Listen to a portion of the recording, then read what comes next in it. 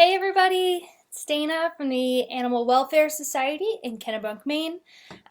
We are here for our fifth Facebook Live Ask the Trainer question and answer session.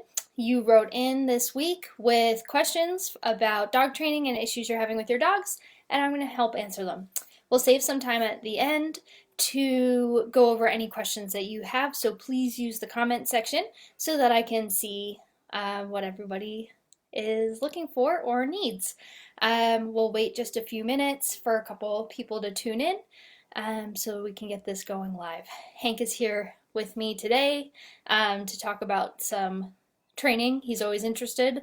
He's been a very dedicated training partner for me in the last few weeks and wants to make sure that you get everything you need. So today, as I look at our schedule for today, we are going to be talking about how to get your dogs used to seeing people in masks. So this is going to be a new normal for us, and there's some training we can do around it. We're going to talk about polite greetings, so dogs visiting guests when they come into your home, when we're finally allowed to do that again, or maybe when they just jump up on you. We're going to talk about how to get your kids involved in the training process and make it a family training project. And we're going to talk about some tips on how to make walking more enjoyable for you and your dog, both.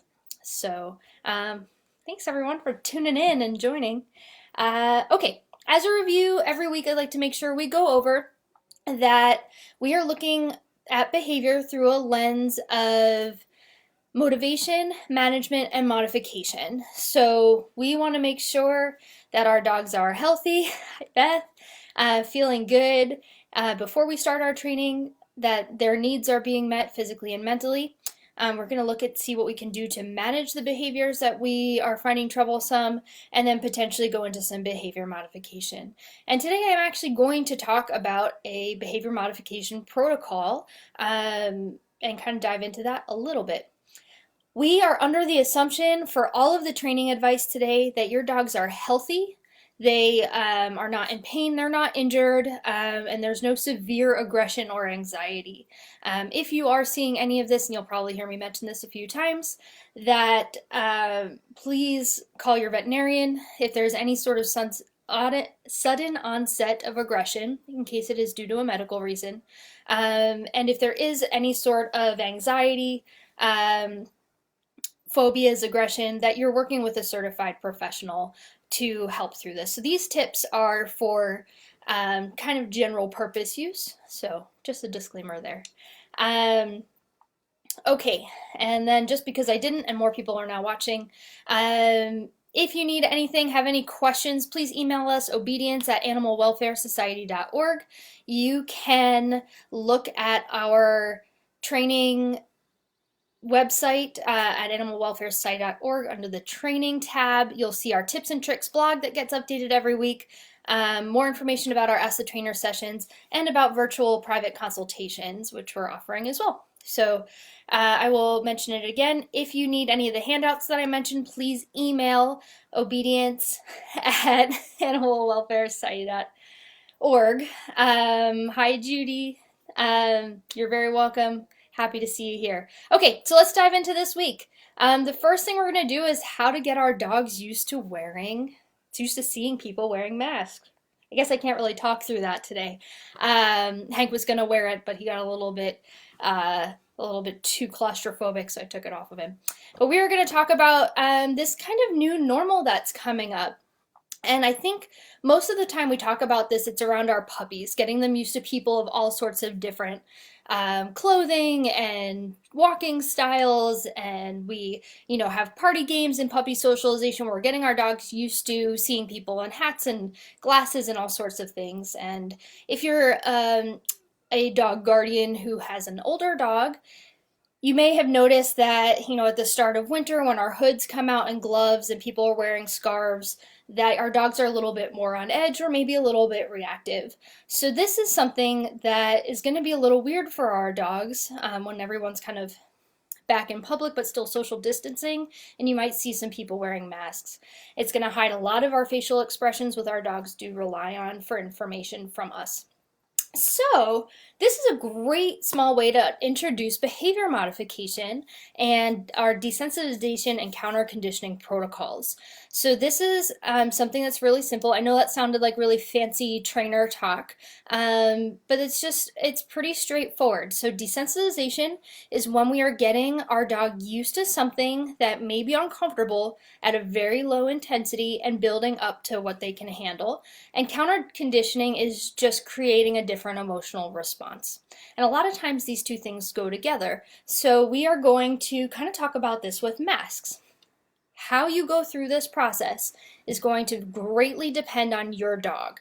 So if your dog is highly reactive to seeing strangers and people in masks, this is going to go a lot slower, and it's going to take finer slices and smaller steps.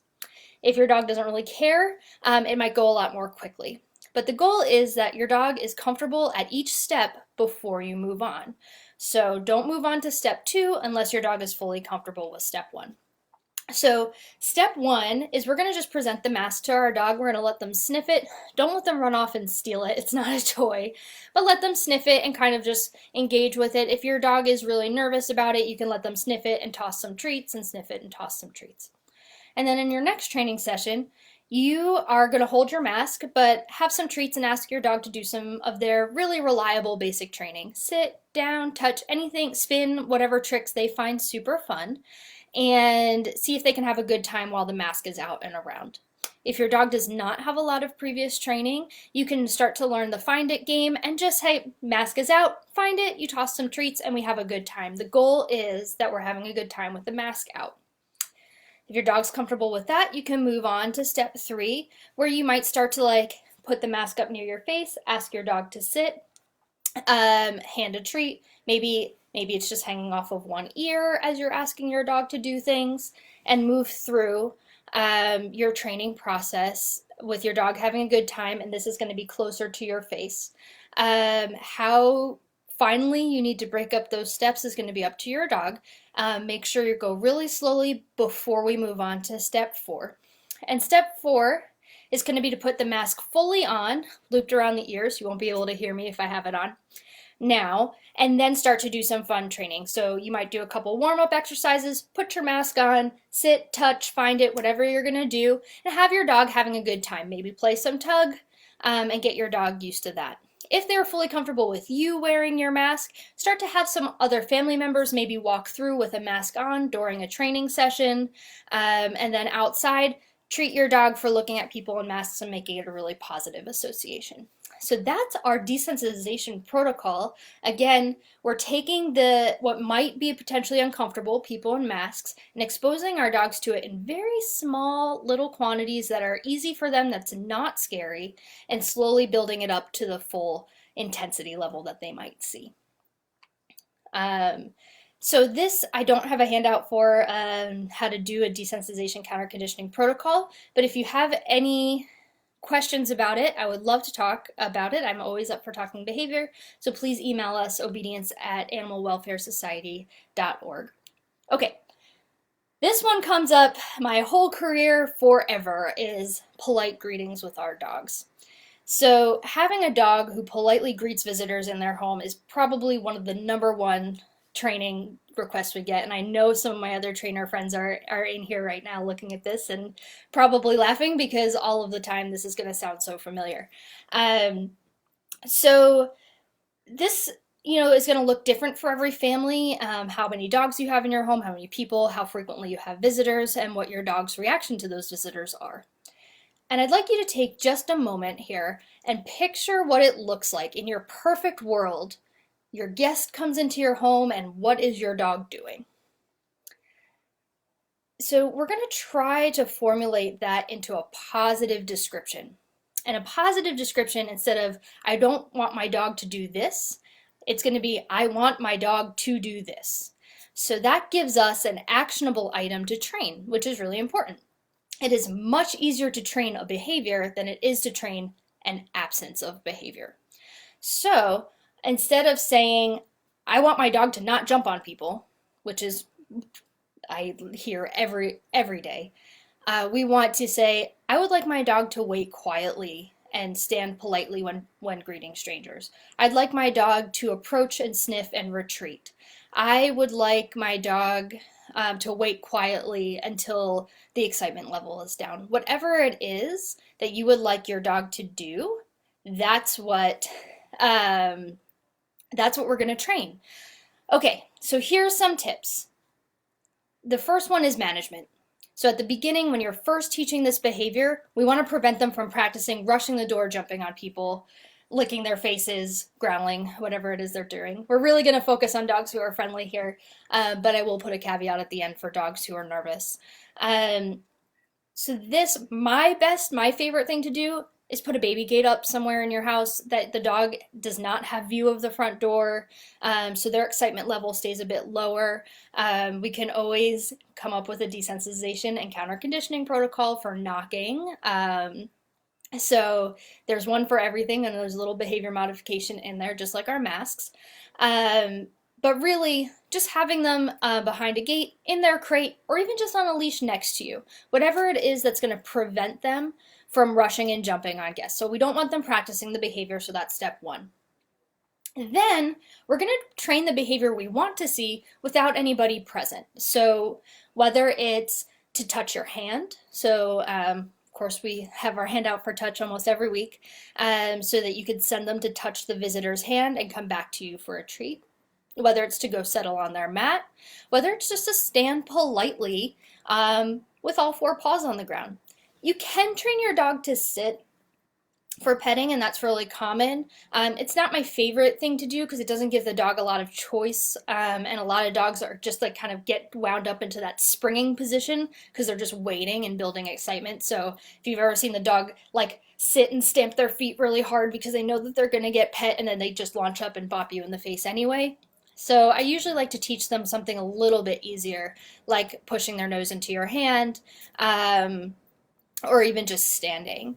So that is one of my favorite things. And I see some comments coming in, and I will totally go through and address them at the end. So please keep sending them in, and I'm not ignoring them, but I will answer them as in the order that they came in. Okay, so those are some different things that you can train your dog. Just making sure that we kind of do that in order here. Okay, so you can train your dog to wait quietly out on mat. So what you're going to do is you're going to train this behavior first, and then you're going to practice it with some familiar family members around and kind of role play what you would like to see happen with your family or with you. So you're going to have maybe one of your kids, your partner in the house. You're going to know that they're going to come in. You'll put your dog in their area. You have them kind of walk in. You let your dog out, and then you ask them to do the behavior that you trained. Whether that's giving the strangers some treats to keep them quiet, standing quietly, or you deliver the treats for them standing quietly, sending them to go touch and rewarding for them for that. Whatever it is that you're doing, you're going to give them a job to do when strangers come in to help kind of diffuse that excitement. And then you're going to practice like full-on greeting behaviors with everyone in the family, and then friendly faces, and then strangers. So you kind of roll it out in steps too, making sure your dog is successful along the way. There are dogs who are nervous about visitors coming over, and it's important that you do work with a certified professional when this is happening. If they're growling, you're reading their body language, you know that they're uncomfortable. Having that management area set up is going to be the biggest key to get started with that. So it's not that you're preventing them only from practicing, you're giving them a safe place to be so that they know people are not going to be rushing at them either. But again, please work with a trainer if your dog is nervous or aggressive towards people coming into your home. Okay, so our third topic today, and we're rolling right through here so that I can have plenty of time to answer your questions at the end. Getting your kids involved in the training process. So I've had a few questions this week of everybody's home right now, and how do I get my kids involved in training the dog? And this is really an awesome topic, and really one of my favorite things to do is get the whole family involved in training. So what this does is it provides consistency, makes sure everybody in the family is on the same page. It helps the dog listen a little bit better because they have a relationship with each person individually. We're going to assume that your dog is safe around the kids, so there's no aggression there, and that you're always supervising your kids around dogs, especially younger kids. So I'm going to go ahead with those two assumptions. So no leaving our dogs and kids unattended. But here are some tips that you can do to get the whole family involved in training.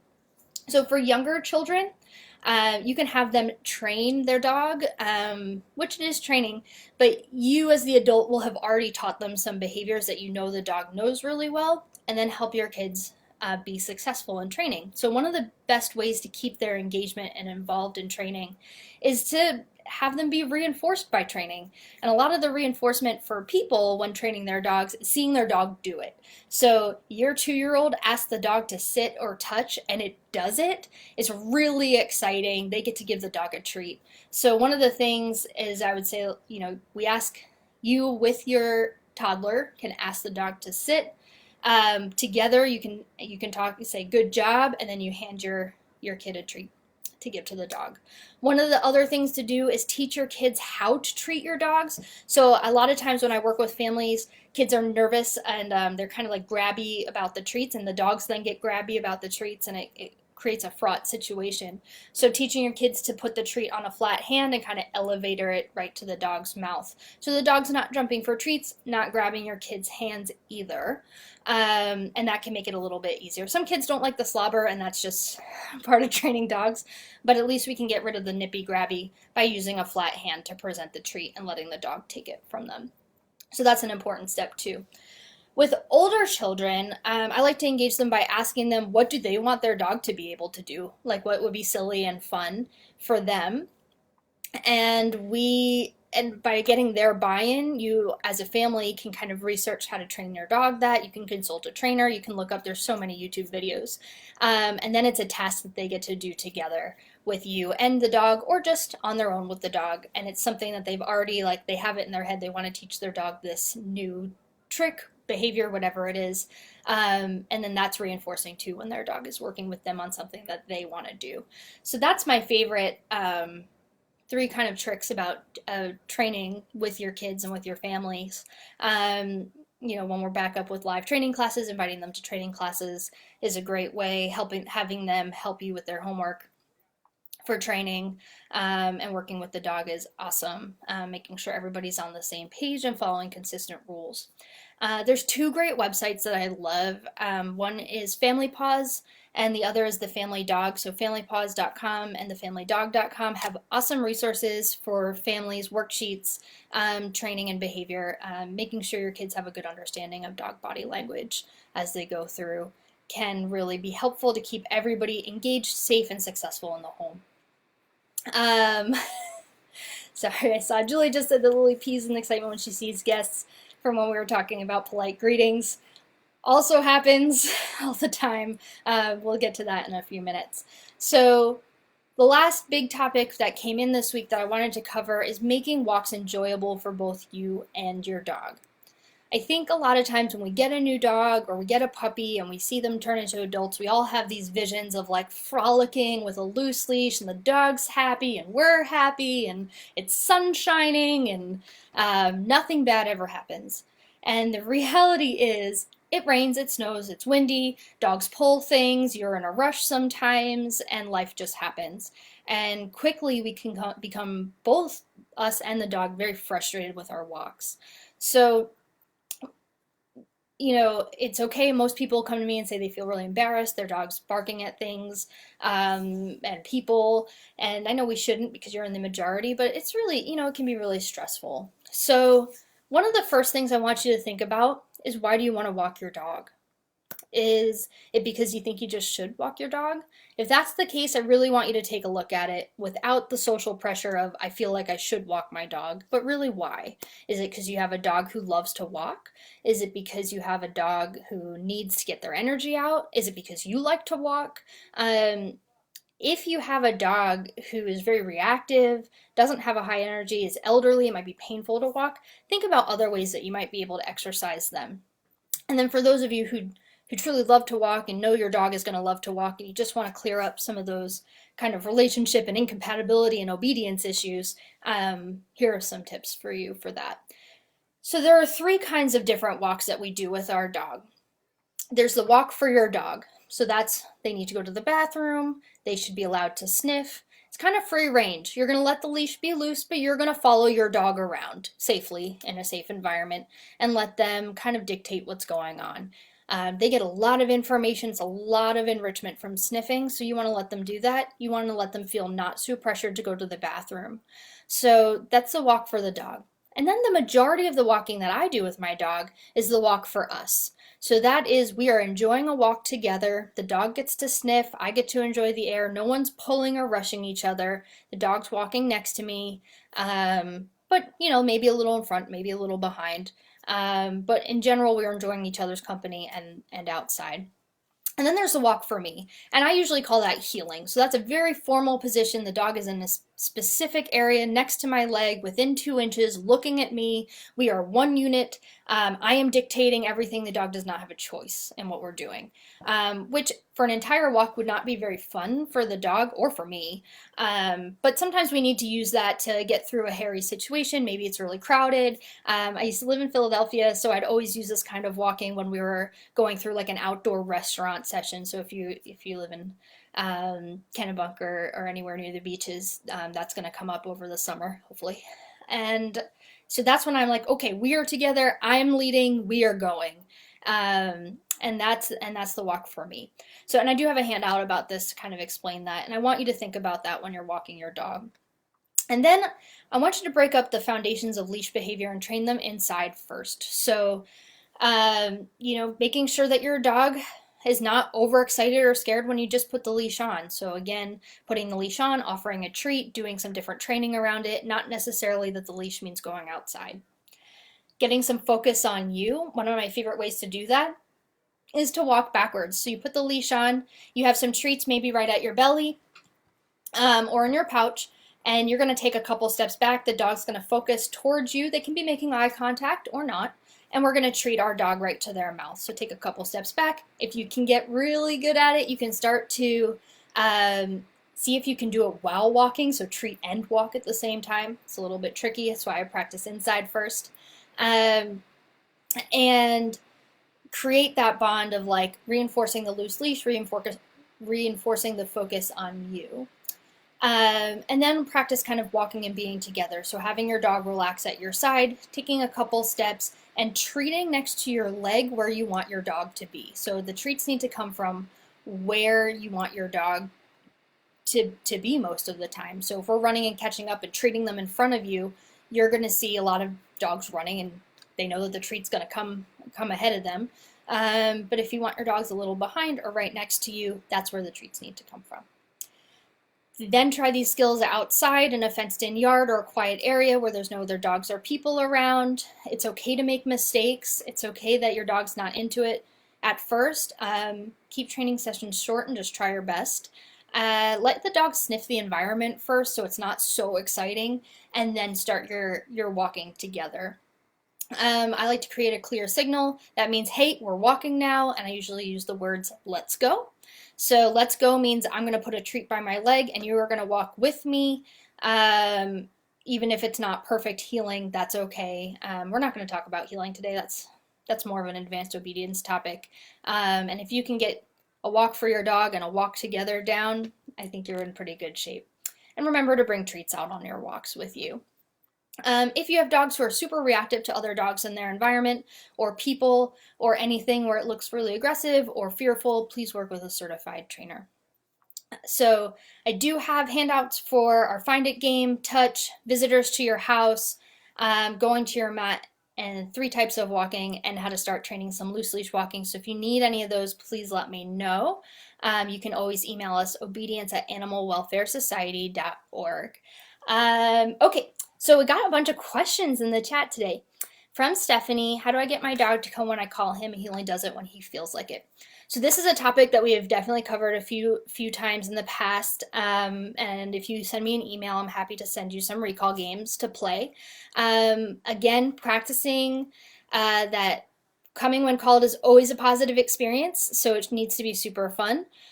Start practicing in an environment that you can manage and control, like inside your living room and or on a leash before you start to take it outside. Any of these behaviors that we need our dogs to do when we need them to do it, requires a bunch of practice when you don't need it. So, for every recall that you need your dog to come, there should be about 20 recalls where you didn't need them to come, and they got that practice. So you really want to beef up your ratio there and super practice it.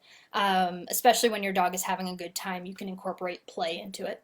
But Stephanie, send us an email and I will send you some handouts directly for that. Also, check out some of our previous Ask the Trainer episodes. We've been talking about recall a lot lately. Okay.